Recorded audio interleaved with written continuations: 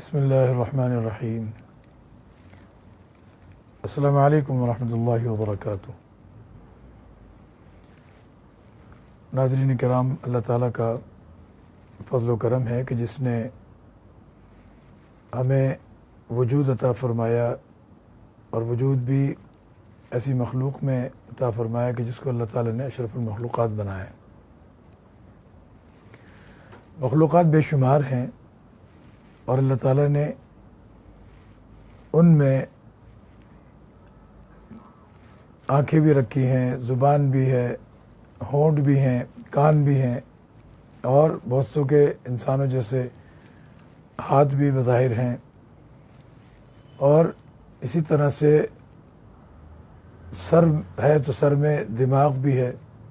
یہ تمام چیزیں اللہ تعالیٰ نے دیگر حیوانات میں بھی رکھی ہیں، لیکن انسان کو سب میں اشرف المخلوقات بنایا۔ فرشتے بھی ہیں، جنات بھی ہیں، اور دیگر حیوانات بھی ہیں۔ فرشتے، ان میں عقل ہے، شعور ہے، اور اللہ تعالیٰ نے ان کو نورانی مخلوق بنایا ہے، لیکن ان کو مکلف نہیں بنایا، اور اللہ تعالیٰ نے ان کو ان معاملات سے مبرہ رکھا ہے۔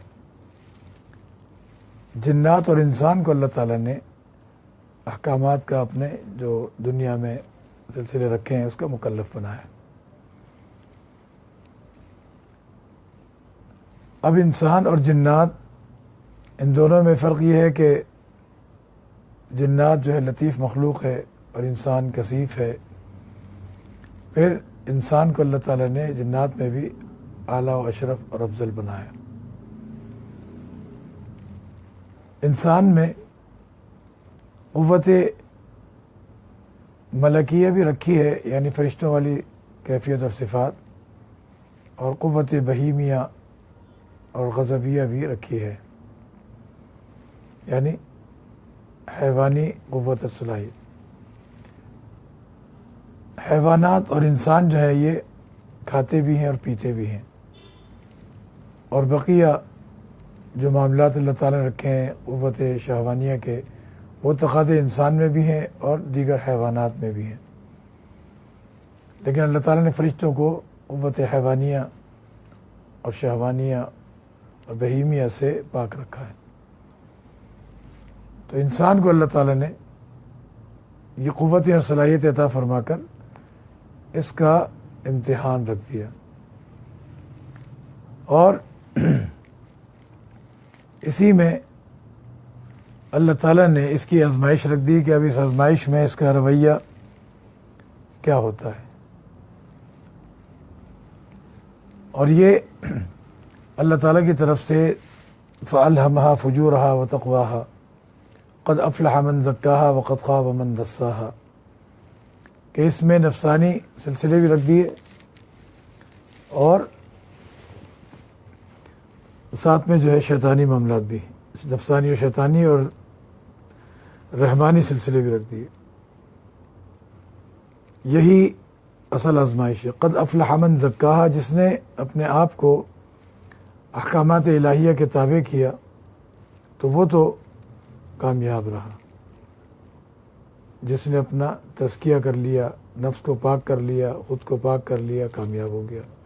وقد خاب من دساہا، اور اگر اس کے برعکس سے اپنی من مانی کی اور قوت شہوانیہ اور قوت بہیمیہ اس کو غالب کر لیا اپنے اوپر، تو پھر دنیا میں بھی نقصان ہوتا ہے اور آخرت بھی تباہ و برباد ہو جاتی ہے۔ تو اس سلسلے میں انسان کو اللہ تعالیٰ نے جو عقل و شعور دیا ہے اس کو کام میں لاتے ہوئے وہی راستہ اپنانا چاہیے جو اللہ تعالیٰ کے فرما بردار بندوں کا اور اللہ تعالیٰ کے نبیوں اور رسولوں کا راستہ ہے۔ وقتی طور پر کوئی بھی نیکی ہے اس کو انجام دینے میں گرانی محسوس ہوتی ہے، لیکن انجام دے لینے کے بعد راحت رہتی ہے اور ایک سکون ملتا ہے، طبیعت اطمینان میں آ جاتی ہے، قلب اطمینان میں آ جاتا ہے۔ اور اس کے برعکس گناہ اور نافرمانی اگرچہ اچھی لگ رہی ہوتی ہے، اس کی رغبت اور اس کی چاہت انسان کو اس کی طرف مائل کر دیتی ہے، یہاں تک کہ انسان اس معصیت اور نافرمانی کو انجام دے لیتا ہے، لیکن اس کے بعد جو گرانی ہوتی ہے وہ گرانی انسان کے لیے بہت زیادہ پریشانی کا باعث ہوتی ہے۔ تو غرض یہ ہے کہ اس سلسلے میں انسان کو اپنا معاملہ اور اللہ تعالیٰ کے احکامات سے اپنا رویہ وہی رکھنا چاہیے اور وہی رویہ اپنانا چاہیے جو اللہ تعالیٰ کے فرما بردار بندوں کا ہے، انبیاء کرام علیہ السلام کے راستے پر چلنے والوں کا ہے۔ تو یوں انسان جو ہے وہ کامیابی کی راہ پا لیتا ہے۔ اس سلسلے میں انبیاء کے راستے پر چلنے والے جتنے بھی لوگ ہیں ان کو ہم دیکھیں تو انہوں نے اس چیز کے لیے بڑے مجاہدے کیے، اپنے آپ کو دنیا سے اور دنیا کے معاملات سے بچا کر چلایا اور دنیا میں مشغولیت کے معاملات کو بہت اپنے سے دور رکھا۔ ہر وہ کام یا ہر وہ چیز یا ہر وہ سلسلہ جس سے اللہ تعالیٰ کے احکامات پامال ہوتے ہوں یا اللہ تعالیٰ کی طرف سے اور ان کے احکامات کی طرف سے غفلت ہوتی ہو، تو اللہ کے نیک بندوں نے ان سے ہمیشہ اپنا دامن بچایا۔ جتنے بھی اولیاء کرام ہیں، صحابہ کرام سے لے کے آج تک، ان سب کا یہی طریقہ رہا کہ وہ اس طرح کی تمام چیزیں اور ایسے سارے معاملات، اس میں ان کا رویہ اپنے لیے ہمیشہ احتیاط کا بھی رہا اور سخت رہا کہ اپنے اس معاملے میں وہ رویے میں کبھی لچک نہیں آنے دیتے تھے۔ تو وہ لوگ کامیاب ہو گئے، کہیں سے کہیں نکل گئے۔ تو وقتی طور پر نیکی کو انجام دینے میں، اللہ تعالیٰ کے احکامات کو پورا کرنے میں پریشانی ہوتی ہے، نفس کا مقابلہ کرنا پڑتا ہے، شیطان سے لڑنا پڑتا ہے، اور شیطانی اور نفسانی ماحول جو بنے ہوتے ہیں ان ماحولوں سے اور اس طرح کی چیزوں سے انسان کو لڑ کر مقابلہ کر کے اللہ تعالیٰ کی طرف بڑھنا ہوتا ہے۔ تو یہ سلسلہ انبیاء کرام کو مختلف انداز سے پیش آیا، چونکہ وہ لوگ معصوم تھے، لیکن ان کو شیطانی اور شیطان کے پیچھے چلنے والے جو لوگ تھے ان سے مقابلے کرنے پڑے۔ انہوں نے ان کے راستوں میں رکاوٹ ڈالی اور ہر طرح سے تکلیفیں پہنچائی، اذیتیں پہنچائی، یہاں تک کہ قتل بھی کیا۔ انبیاء کرام علیہ السلام کی جسم سے کھال نوش ڈالی، کھینچ ڈالی، ادھیڑ ڈالی، کنگھیوں سے جو ہے ادھیڑ دی، اور کہیں آروں سے چیر دیا اور کہیں آگ میں جلا دیا۔ اس طرح سے انبیاء کرام کو بغیر کسی وجہ کے ظلماً اور ناحق قتل کر ڈالا، شہید کر ڈالا۔ یہ انبیاء کرام نے خود قربانیاں دی، اور ان کے پیچھے چلنے والے جو ہیں ان کو بھی ہمیشہ قربانیاں دینا پڑتی ہیں۔ اگر نیکی اور اچھائی کے راستے پر چلتے ہوئے کوئی تکلیف پیش آ رہی ہے، کوئی رکاوٹ پیش آ رہی ہے، تو سمجھ لیں کہ اللہ تعالیٰ کے یہاں سے معاملہ مقبولیت کا ہے۔ اور اگر ہم نے اپنے آپ کو شیطان کے راستوں پر آزاد چھوڑ دیا، آوارہ چھوڑ دیا، اور ہم اپنے طور پہ خوش ہیں کہ بھئی ٹھیک ہے، ہر چیز صحیح جا رہی ہے، ہم جو چاہ رہے ہیں وہ ہو رہا ہے، تو یہ وقتی طور پر یہ معاملات اچھے بھی لگ رہے ہوں گے اور انسان وقتی طور پر خوش ہو رہا ہوگا، لیکن پھر دائمی طور پر انسان کے لیے بڑے مسائل پیچیدگی کے ہیں۔ تو غرض یہ ہے کہ اس دنیا میں جو دارالامتحان ہے، اپنے نفس کو اور اپنے نفس کے معاملات کو اللہ تعالیٰ کے احکامات کے تابع کرنا ضروری ہے۔ اللہ تعالیٰ نے ہمارے جسم اور روح کا ایک رشتہ رکھا ہے۔ جسم مادیہ سے تعلق رکھتا ہے، روح اللہ تعالیٰ کا حکم ہے، وَيَسْأَلُونَكَ عَنِ الرُّوحِ قُلِ الرُّوحُ مِنْ أَمْرِ رَبِّي۔ تو اس طرح اللہ تعالیٰ نے ایک نظام بنایا کہ روح جو ہے وہ اللہ تعالیٰ کی طرف سے آسمان سے آئی، تو اللہ تعالیٰ نے اس کے غذا کے سامان آسمان سے ہی نازل فرمائے وحی کی صورت میں۔ تو اللہ کی یاد، اللہ کا ذکر، وہ روح کے لیے اور ہمارے قلوب کے لیے راحت کا، سرور کا اور سکون کا باعث ہے۔ الذین آمنوا وتطمئن قلوبهم بذکر اللہ، الا بذکر اللہ تطمئن القلوب۔ اور ویسے شیطان کا کام یہ ہے کہ وہ پہلے گناہ کرنے کے لیے تعویلات پیش کرتا ہے اور اس طرح کی چیزیں سامنے لاتا ہے، کشش پیدا کرتا ہے اور 10 طرح کی جو ہے ذہن میں تعبیریں ڈالتا ہے۔ اور ایک بات یہاں پر بتاتا چلوں کہ ایک شیطان کی طرف سے ہوتا ہے وسوسہ اور ایک ہوتا ہے نفس کی طرف سے۔ دونوں میں ایک جو فرق ہے اور دونوں میں جو پہچان ہے وہ یہ ہے کہ شیطان جو وسوسے ڈالتا ہے وہ ہمیشہ دلائل اور تعویلات جو ہے دل میں ڈالتا ہے کہ ایسا کر لیتے ہیں پھر یہ کر لیں گے، جیسے عموماً ہوتا ہے کہ بھائی ابھی گناہ کر لیتے ہیں پھر توبہ کر لیں گے، یا اسی طریقے سے بھائی سب کر رہے ہیں ہم نے کر لیا تو کون سا جو ہے اتنا بڑا جرم ہو جائے گا، یا اور بہت سی تعویلات ذہن میں الٹی سیدھی ڈالے گا اور اس طرح سے وہ گناہ کے لیے آمادہ کرے گا۔ یہ جو تعویلات والی بات ہوتی ہے اور اس طرح کی جو ہے فلسفے اور منطق والی بات ہوتی ہے، یہ شیطان کی طرف سے سمجھ لے وسوسہ۔ اور جہاں پر راحت اور لذت کا معاملہ آ جائے تو سمجھ لے نفس کی طرف سے معاملہ ہے۔ مثلا راحت کا ہم نے ذکر کیا، جسمانی راحت ہے، نماز کا وقت ہو رہا ہے اور شیطان نے جو ہے مثلا فجر کا وقت ہے، اب فجر کے لیے اٹھنا ہے، بیدار ہونا ہے، تو اب بات آئی دل میں کہ یار تھوڑا سا بھی 5 منٹ اور آنکھ لگا لیں پھر اٹھ جائیں گے۔ تو یہ جو راحت اور اس طرح کی غفلت کی کیفیت ہے یہ نفس کی طرف سے، یا شہوانی معاملات میں کسی گناہ کا تقاضا ہو رہا ہے، لذت کا سلسلہ ابھر رہا ہے تو یہ نفس کی طرف سے۔ تو شیطان ہمیشہ تعویلات اور اس طرح کے فلسفے اور منطق جھاڑتا ہے، گھیرتا ہے، اور نفس لذت اور راحت کی جو ہے باتیں سجھاتا ہے اور اس طرح سے الجھاتا ہے۔ تو دونوں کا یہ فرق یاد رہے تو اس سے آسانی ہوگی نفس اور شیطان کے حملوں سے۔ ایک واقعہ یاد آ رہا ہے، غالباً حضرت ابو ہریرہ رضی اللہ تعالیٰ عنہ کا ہے۔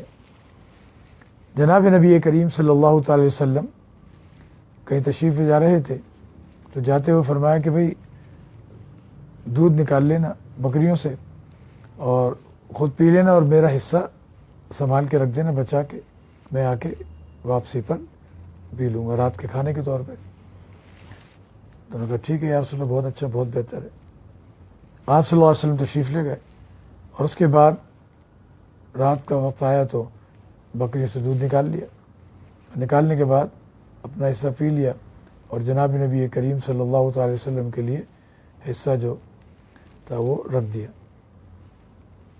اب ہوتا ہے انسان کا کہ چیز کے لیے انسان جو ہے بعض دفعہ کھانا ہے، پینا ہے، مزید طبیعت چاہتی ہے، لیکن یہاں پر شیطان نے بہکانا شروع کر دیا اور نفس بھی ساتھ میں مل گیا کہ چلو اور پی لو، رکھا ہوا ہے، ہو سکتا ہے آپ صلی اللہ علیہ وسلم کھانا کھا کر آئیں، اس طرح کی باتیں شروع ہو گئی۔ اب شیطان اپنی تعویلات پیش کرے، دلائل پیش کرے کہ ہو سکتا ہے آپ صلی اللہ علیہ وسلم جو ہے پی کر آ جائیں، یا یہ کہ جو ہے اگر تم نے پی بھی لیا تو کوئی بات نہیں، آپ صلی اللہ علیہ وسلم سے کہہ دینا کہ مجھے بھوک زیادہ تھی، یہ تعویلات سجا رہے ہیں۔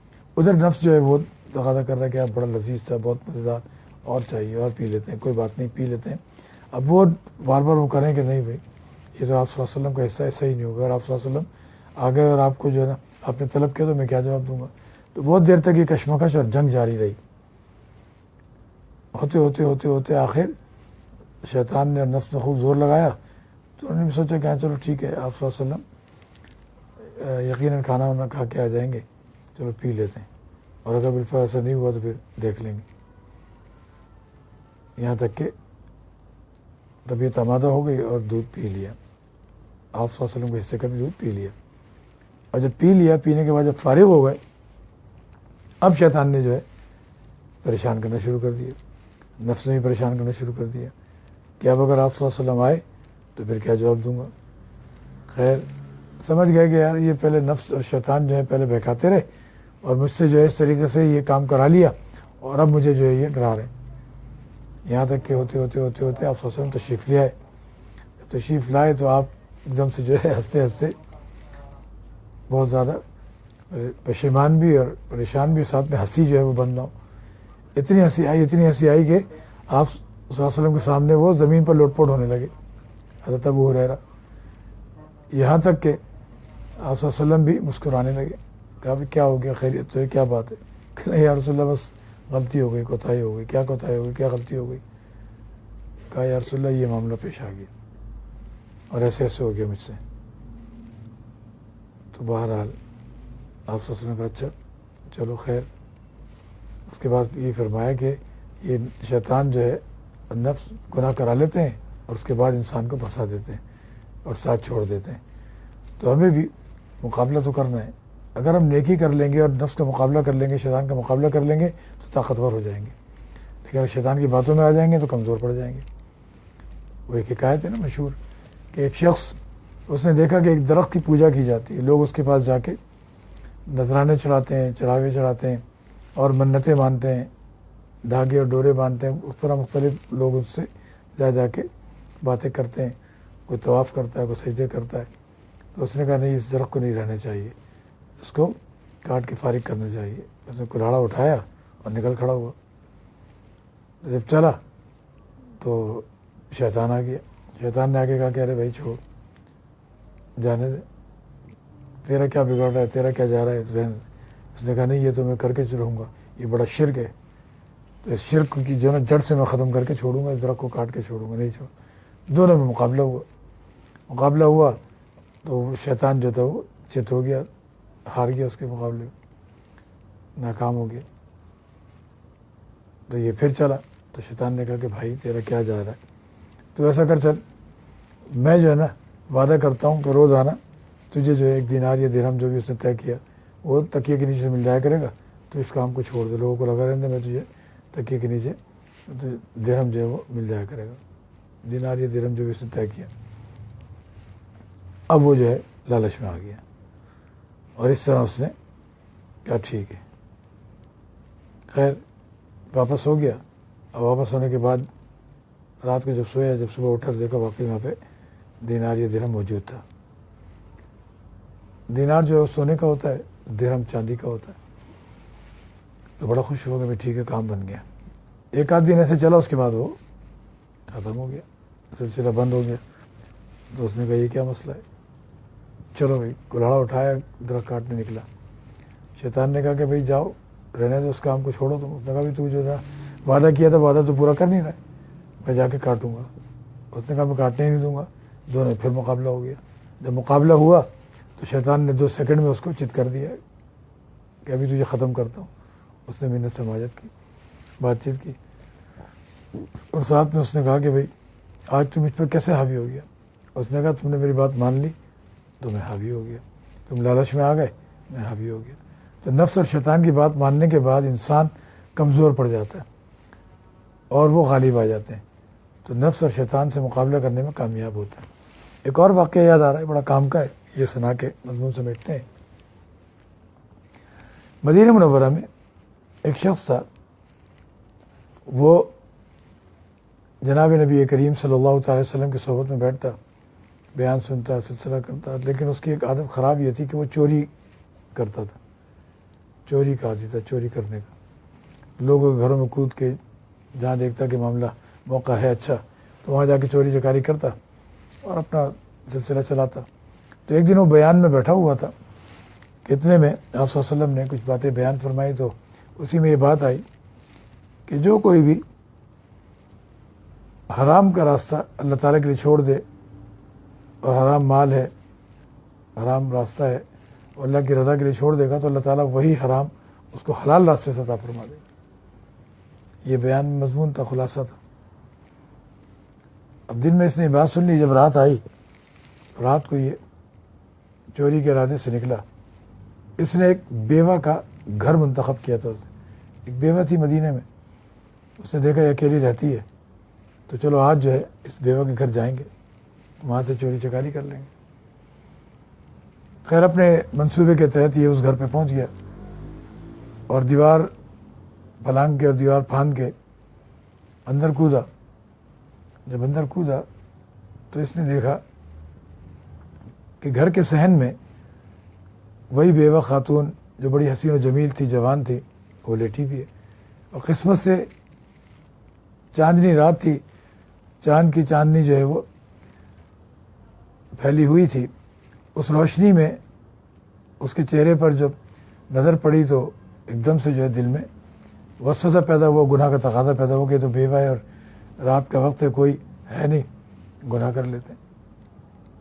تو اس نے جب یہ ارادہ کیا تو فوراً دل میں خیال آیا کہ نہیں، آج میں نے یہ بات سنی ہے کہ کوئی بندہ مومن جو ہے وہ حرام مال یا حرام کام جو ہے یا حرام چیز یا ناجائز چیز وہ اللہ کی رضا کے لیے چھوڑ دے تو اللہ تعالیٰ حلال عطا فرما دیتے ہیں، حلال راستے سے عطا فرما دیتے ہیں. تو اس نے ارادہ ترک کر دیا. یہ آگے بڑھا مال چوری کرنے کے لیے. جب مال چوری کرنے کا ارادہ کیا، اندر داخل ہوا تو اس بارے میں بھی اس کے دل میں یہی بات آئی، مال چھوڑ دیا. واپس پلٹ رہا تھا تو باورچی خانہ جو ہے کچن اس سے گزر ہوا، اس میں داخل ہوا، جا کے دیکھا تو دل میں خیال آیا یار بھوک لگی ہے، چلو کھانا کھا لیتے. پھر وہی خیال آ گیا حرام اور حلال کا، اس نے وہ بھی چھوڑ دیا. خیر واپسی بھی چلتے چلتے پھر تھوڑا سا شیطان نے حملہ کیا کہ یار بیوہ ہے اور اکیلی ہے، حسین و جمیل ہے، گناہ کر لیتے ہیں. پھر وہی خیال آ گیا، اس نے کہا نہیں کرنا، بس گناہ حرام راستہ اختیار نہیں کرنا. جب اللہ کے نبی نے یہ بات فرما دی کہ حرام جو ہے اللہ کے لیے چھوڑ دیں تو اللہ پاک حلال طریقے سے عطا فرماتے ہیں، بس آج کرنا ہی نہیں ہے. یہ واپس آیا نکل کے گھر سے، اور نکل کے آج جب واپس ہوا یہ تو یہ حرام سے بچنے کی وجہ سے طبیعت پہ بڑا اس نے ہلکا پن محسوس کیا اور بڑا سرور محسوس کیا اور بڑا اچھا لگا کہ جناب آج جو ہے میں حرام سے بچ گیا. جب آج بچا ہوں تو آج الگ ہی کیفیت ہے. ایک شخص جو حرام میں مبتلا ہوتا ہے، کوئی نشے کا عادی ہے، کوئی رشوت کا عادی ہے، کوئی سود کا عادی ہے، کوئی کسی اور جرم میں مبتلا ہے، کوئی نعوذ باللہ کسی شیطانی اور جو نفسانی گناہ میں مبتلا ہے. جتنے بھی جرائم ہیں، گناہ ہیں، ان میں ایک شخص مبتلا ہے یا کسی کے ساتھ ظلم زیادتی کرنے میں مبتلا ہے. جب وہ چیز سے رکتا ہے تو اس کا ایک الگ ہی نشہ ہوتا ہے اور اس نیکی کا الگ ہی جو ہے اثر ہوتا ہے طبیعت پر اور قلب پر. تو اس کی طبیعت پر بھی وہی اثر نمایاں تھا اور اس نے محسوس کیا کہ یار آج تو زندگی کا لطف ہی الگ ہے. گناہ کرنے میں بڑا بوجھ ہوتا تھا، لیکن آج گناہ چھوڑنے میں، حرام چھوڑنے میں، ناجائز چھوڑنے میں، ظلم زیادتی کو چھوڑنے میں آج تو بڑا سرور مل رہا ہے. یہ ادھر ادھر جانے کے بجائے سیدھا مسجد نبوی کا اس نے رخ کیا اور مسجد نبوی میں جا کے وہاں پہ عبادت میں لگ گیا، نوافل میں اور عبادت میں، اللہ کے ذکر میں لگ گیا. ہوتے ہوتے ہوتے ہوتے رات گزرتی گئی، رات بسر ہوتی گئی اور یہاں تک کہ صبح فجر کی اذان ہو گئی. اذان ہوئی، اس کے بعد سارے کے سارے نماز کے انتظار میں رہے صحابہ کرام، یہاں تک کہ جناب نبی کریم صلی اللہ علیہ وسلم تشریف لائے اور آپ نے نماز پڑھائی. جماعت سے نماز ہوئی. جب نماز پڑھی تو آج نماز پڑھنے کا اس کو مزہ ہی لگا ہے، زبردست مزہ آیا، بڑا لطف آیا، بڑا سرور آیا اور بالکل جو ہے اللہ تعالیٰ کو اپنے سامنے پایا، اللہ تعالیٰ کی رحمتوں کو اور اس کی رحمت کے جوش کو اپنے دل میں موجزن پایا. تو بڑا دل کو اطمینان ملا، سکون ملا، چین ملا. نماز مکمل ہو گئی. مسجد نبوی کے گوشے میں نماز مکمل کر کے سر جھکا کے آرام سے سکون سے بیٹھے، بڑا سرور محسوس ہو رہا ہے، اطمینان محسوس ہو رہا ہے. آنکھیں بند، سر جھکائے ہوئے اللہ تعالیٰ کی بارگاہ میں ایک معرفت اور ایک استحضار کی کیفیت. ان تعبد اللہ کأنک تراہ، کہ اللہ تعالیٰ کی عبادت ایسی کہ جسے گویا کہ دیکھ رہے ہیں، اس طرح کی کیفیت حاصل ہوئی. ابھی اسی اس میں گہرائیوں میں ڈوبے ہوئے اللہ تعالیٰ کی یاد میں، ذکر میں محو کہ اتنے میں جناب نبی کریم صلی اللہ تعالی وسلم کا نمائندہ آیا اور آنے کے بعد اس سے کہا کہ آپ صلی اللہ علیہ وسلم بلا رہے ہیں. ادھر یہ ہوا کہ آپ صلی اللہ علیہ وسلم تشریف فرما تھے. نماز فجر کے بعد آپ کا معمول مبارکہ تھا کہ آپ لوگوں کی طرف رخ پھیر کے تشریف فرما ہو جاتے اور لوگ جس نے کسی نے خواب دیکھا ہوتا وہ خواب بیان کر لیتے، کسی کو کوئی مسئلے مسائل بیان کر لیتے وہ ہو جاتے. تو اسی طرح ایک خاتون آئیں، آپ